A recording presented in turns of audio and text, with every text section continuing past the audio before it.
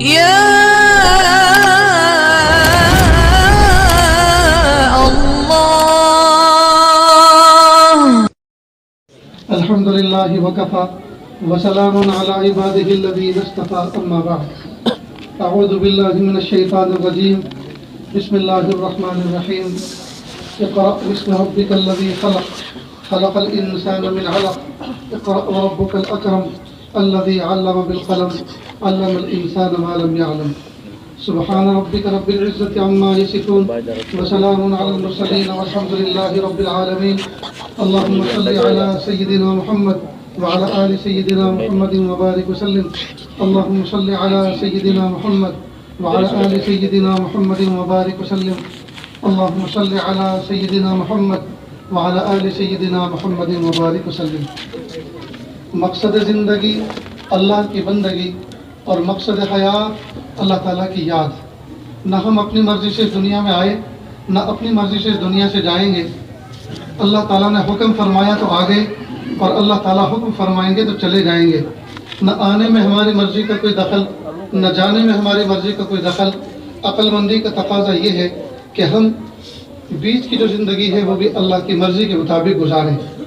میرے بھائیوں، بہت دیر سے یہ جلسہ چل رہا ہے اور اس شہر کے معزز علماء کرام اساتذہ کرام نے آپ لوگوں سے میرے آنے سے پہلے یقیناً خطاب کیا ہوگا اور معصوم طلبہ عزیز نے قرآن پاک کی تلاوت آپ کے سامنے کی.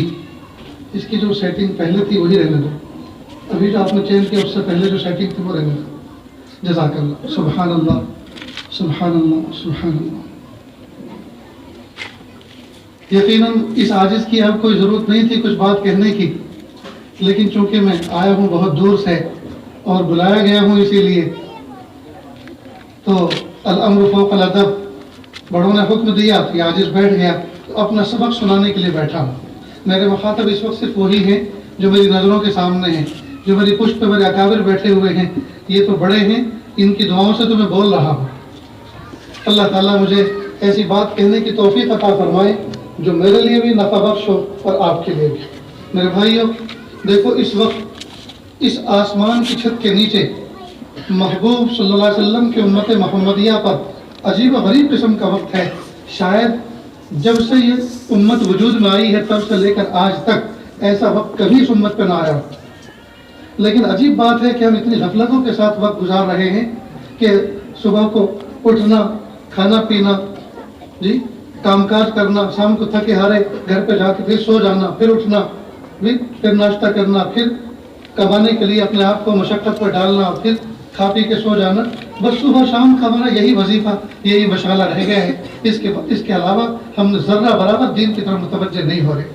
نہ کتابوں کا مطالعہ ہے، نہ قابل مشائخ کی مجلسوں میں شرکت کر کے اپنے سوالات اور اپنے شکوک و شبہات کو کلیئر کرنا ہے، نہ ان سے معلوم کرنا ہے. نتیجہ یہ ہو رہا ہے کہ آئے دن اسلام پر اعتراضات، آئے دن اسلام کے روشن تعلیمات پر الزام تراشی، آئے دن اسلام کے روشن تعلیمات کو مروڑ کر پیش کرنا اور اسلام کو ایک فرسودہ مذہب قرار دینا اور اسلام کے ماننے والوں کو آثار قدیمہ سمجھنا. یہ عجیب ایک مشغلہ بن چکا ہے. روزانہ میڈیا کے ذریعے، پرنٹ میڈیا، ٹیلی میڈیا پر کوئی نہ کوئی بندہ ایسا آتا ہے جو آسانی کے ساتھ اسلام پر کوئی اعتراض کرتا ہے اور روح کو تڑپا دیتا ہے. ارے بھائی، اپنا کام کرو. ہر آدمی اللہ کی دی ہوئی روزی کو اپنے ہاتھوں سے کھاتا ہے، اپنی کمائی کو استعمال کرتا ہے. کیا ضرورت ہے؟ جیو اور جینے دو. خود بھی سکون سے جیو اور دوسروں کو بھی جینے دو. اور اگر نہیں سمجھ میں آ رہا تو ان سے پوچھو نا، جو اس مذہب کے ماننے والے، جاننے والے، عمل کرنے والے ہیں، جو اس کے حکمتوں پہ نظر رکھتے ہیں، ان سے پوچھو کیا کہ یہ مسئلہ ہے کس طرح کا. لہذا ضرورت ہے اس بات کی کہ ہم اس اپنے جن احکامات پر ہم اسلام کے عمل کرتے ہیں ان کی حقیقت، کن اور لن اور ان کی دلیل اور عقلی دلیل اور نقلی دلیل، ان تمام سے ہم پورے کے پورے واقف ہوں. ایسا نہ ہو کہ ہم سے کوئی اعتراض کرے، ہم پر کوئی سوال کرے، ہم سے کوئی پوچھے اور ہم بغلے جھانکتے رہ جائیں کہ جی بس ہمارے بڑوں نے ایسے ہی کہا ہے، وجدنا علیہ آباءنا، کہ سب جو ہے ایسے ہی کرتے تھے اس لیے ہم بھی ایسے ہی کر رہے ہیں. اور وہ اعتراض کرے کہ ہاں بات تو صحیح ہے لیکن چونکہ سب کرتے آئے اس لیے ہمیں کرنا پڑ رہا ہے. یہ بہت بڑی شرمندگی کا منہ دیکھنا پڑے گا اگر یہ جواب ہمارا ان کی طرف رہے گا.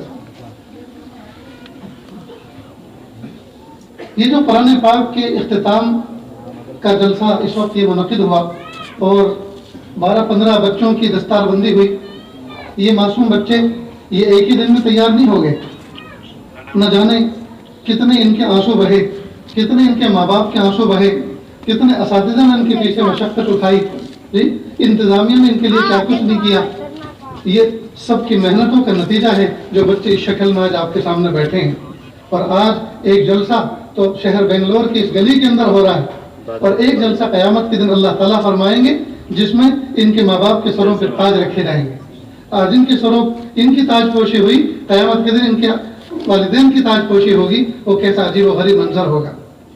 اللہ رب العزت ان بچوں کے سینوں کو منور فرمائے، اور ساتوں زمین ساتوں آسمان سے بھاری بھرکم کلام الہی آج اللہ پاک نے ان کے سینوں میں محفوظ فرما دیا، جی اس لیے یہ عاجز ان طلب عزیز سے درخواست کرتا ہے کہ اپنے سینے میں ساتوں زمین ساتوں آسمان سے بھاری بھرکم کلام الہی کو محفوظ کر کے اب مالداروں کے مال کو دیکھ کے رال ٹپکاتے مت پھرنا، ان کی گاڑیوں کو اور کاروں کو اور بہاروں کو دیکھ کر رال ٹپکاتے مت پھرنا۔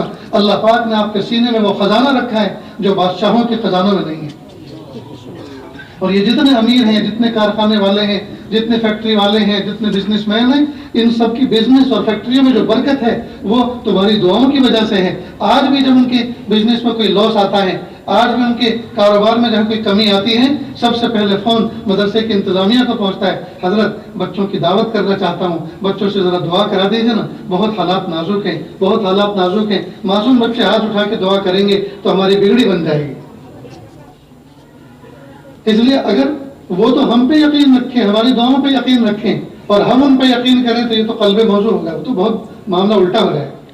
اس لیے اللہ پاک نے وہ دولت آپ کے سینوں میں رکھی ہے جو بادشاہوں کے خزانوں میں نہیں، اس لیے اس کی قدر کریں، اور یہ دولت سینے میں رکھنے کے بعد اب اللہ کے لیے اپنے آپ کو وقف کر دیں دین کے خاطر۔ اس لیے کہ باپ کروڑوں روپے خرچ کر کے اگر اپنے بچے کو ڈاکٹر بناتا ہے، اور وہ بچہ ڈاکٹر بننے کے بعد پھر کوئی گیراج کھولے، جی یہ کوئی چھوٹی موٹی جو ہے جنرل اسٹور کی دکان کھول لے، جنرل اسٹور قائم کر لے، تو ظاہری بات ہے کہ یہ ماں باپ کا بھی غدار ہے، اس فن کا بھی غدار ہے جو اس نے سیکھا ہے۔ یہی سب کرنا تھا تو کروڑوں روپیہ کیوں خرچ کروائیں ڈاکٹری کا فن سیکھنے میں؟ تو اگر حفظ کرنے کے بعد دنیا ہی کے کاموں میں لگنا تھا تو کیا ضرورت تھی پھر حفظ کرنے کی؟ اس لیے جب اللہ پاک نے اتنی عظیم الشان دولت دے دی، آپ سے زیادہ خوبصورت، آپ سے زیادہ ذہین بچے دنیا میں بھرے پڑے ہیں، لیکن اللہ پاک نے ان بچوں کے سینے کا انتخاب قرآن پاک کی حفاظت کے لیے نہیں کیا، آپ کے سینوں کا انتخاب کیا ہے۔ لہذا اللہ کے انتخاب کو رد مت کرنا، اللہ کے انتخاب کو ضائع مت کرنا، اللہ نے جو سلیکشن کیا ہے آپ کا، اس سلیکشن کو آپ کینسل مت کرنا، اس پر باقی رہنا، اور اللہ تعالیٰ آپ کا حامی و ناصر ہے، اور رزق کی ذمہ داری تو اللہ پاک نے دی۔ وَفِي السَّمَاءِ رِزْقُكُمْ وَمَا تُوعَدُونَ۔ چونکہ عوام الناس بڑی تعداد میں ہے اور محلے کے درمیان یہ بات ہو رہی ہے، اس لیے دل چاہ رہا ہے کہ آج آپ کے سامنے اس دین کی جو بنیاد ہے اور اس دین کی جو پرتیکریا ہے اور اس دین کی جو ترتیب وہ کس طرح ہے، ذرا اس سبق کو آپ کے سامنے پیش کروں، سنیں اور دل کے کانوں سے سنیں۔ اور میں یہ ارادہ کر کے بیٹھا ہوں، مجھے زیادہ دیر زیادہ وقت آپ کا نہیں لینا، اور جن لوگوں نے میرے آتے وقت یہ دعا کی ہوگی کہ جلدی ان سے جان چھوٹے تو اچھا ہے اور جلدی جلسہ ختم ہو تو اچھا ہے، تو ان کو بشارت دیتا ہوں ان کی دعا قبول ہو چکی، میں انشاءاللہ جلدی بیان ختم کروں گا۔ آپ کا نہیں، دوسروں کا میرے بھائیوں، اللہ تعالیٰ نے مجھے اور آپ کو اشرف المخلوق میں پیدا کیا۔ اشرف المخلوق یعنی حضرت انسان کے زمن میں پیدا کیا اللہ پاک۔ جس دن میں اور آپ پیدا ہوئے تھے، نہ جانے اس دن کتنے مچھر، کتنے بچھو، کتنے پسو، کتنے کھٹمل، کتنی چھپکلی، کتنے سانپ، کتنے نالی کے کیڑے، کتنے کتے، بلی اور خنزیر پیدا ہوئے تھے۔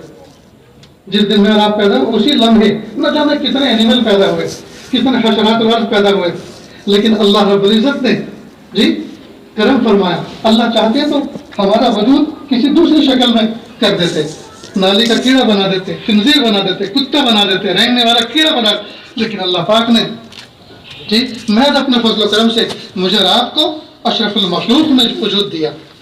میرا اور آپ کا انتخاب اللہ پاک نے اشرف المخلوق میں کیا، تو ہم حضرت انسان بنے۔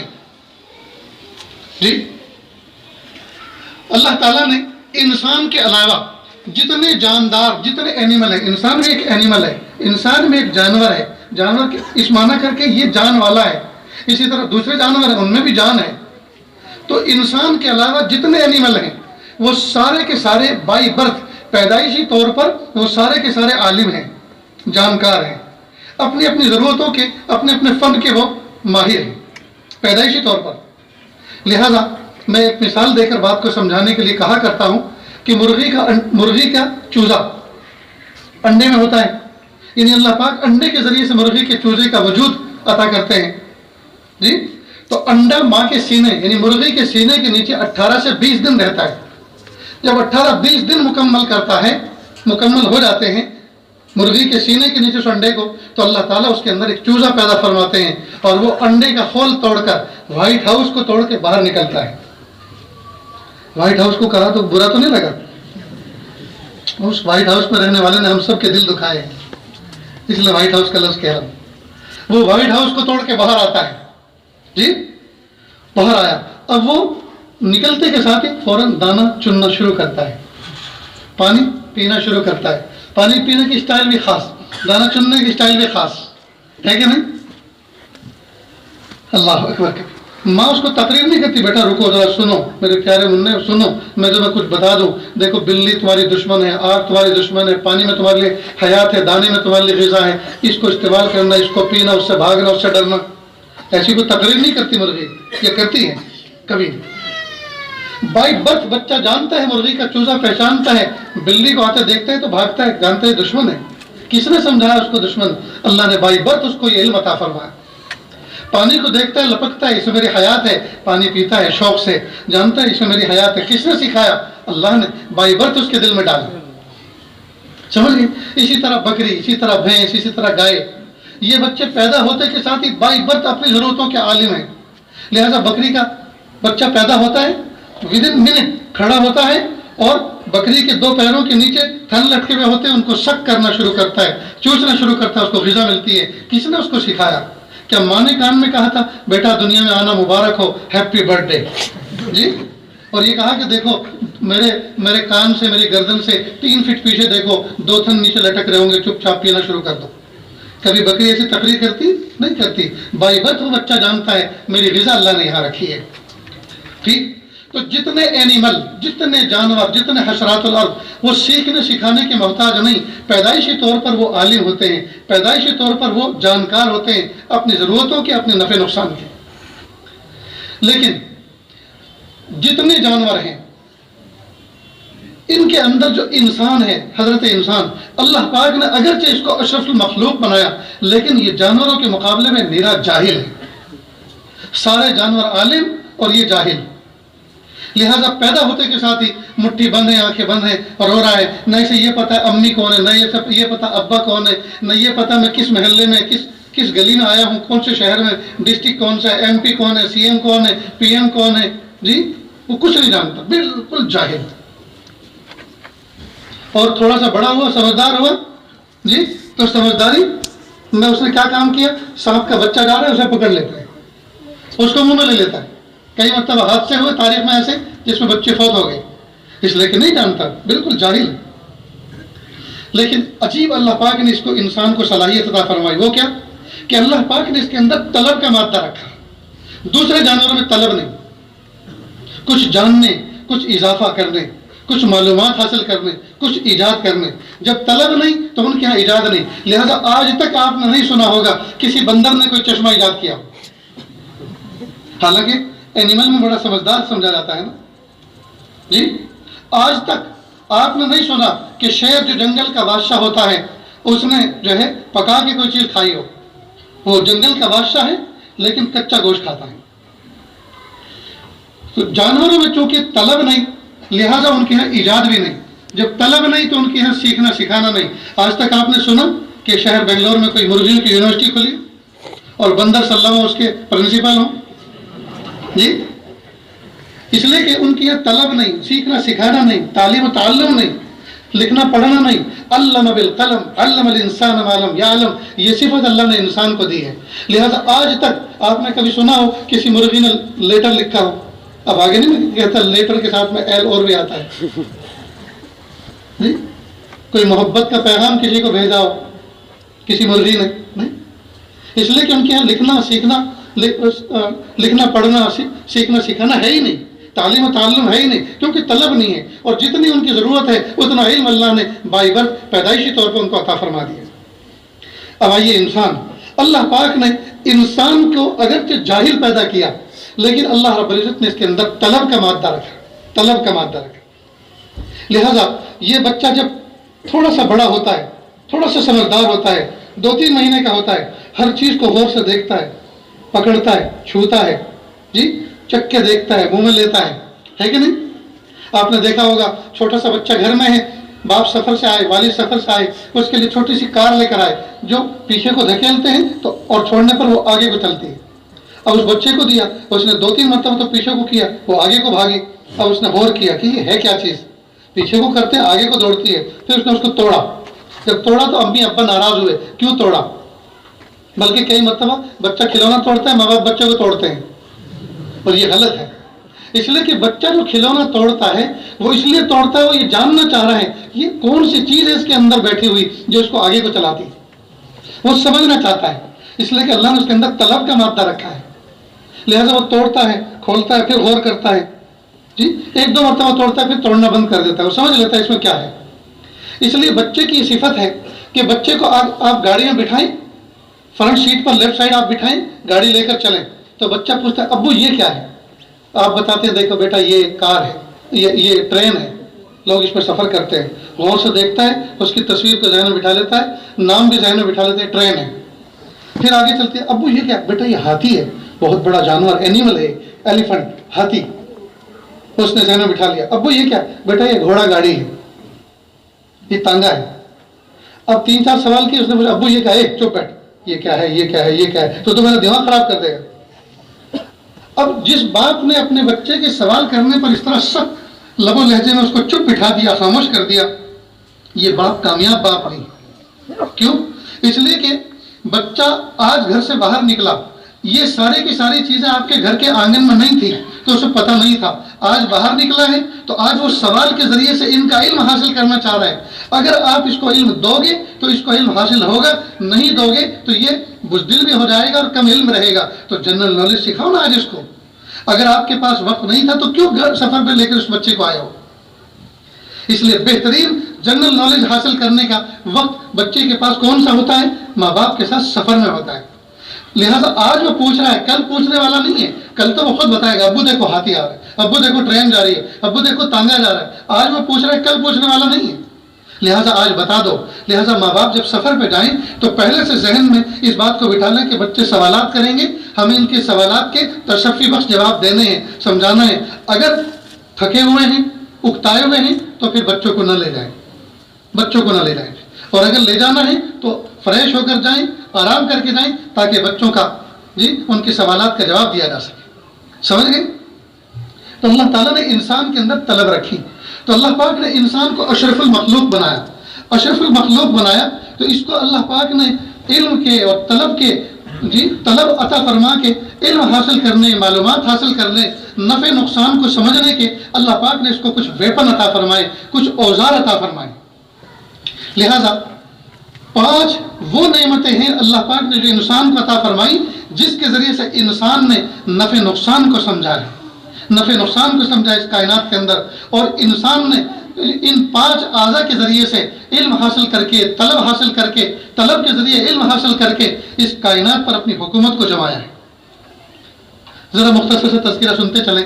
اللہ پاک نے ایک اعلیٰ علم کا ایک اعلیٰ، علم کا ایک اوزار قوت لامسہ کے طور پر عطا فرمایا، ٹچ کرنے کی صلاحیت، اس کو عربی میں قوت لامسہ کہتے ہیں، ٹرم کے اندر کیا کہتے ہیں؟ قوت لامسہ، چھونے کی، ٹچ کرنے کی صلاحیت۔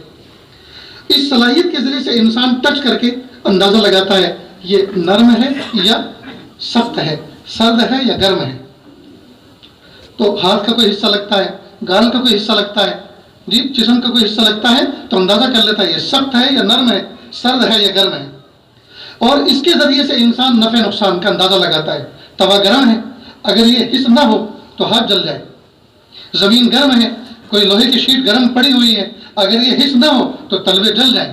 انسان ہلاک ہو جائے. تو اللہ پاک نے انسان کو اپنے نفع نقصان کا علم حاصل کرنے کے لیے قوت لامسہ عطا فرمائی جو لاجواب صلاحیت ہے. لہذا جن لوگوں کو شوگر ہوتی ہے اللہ تعالیٰ ہم سب کی حفاظت فرمائے، شفا عطا فرمائے.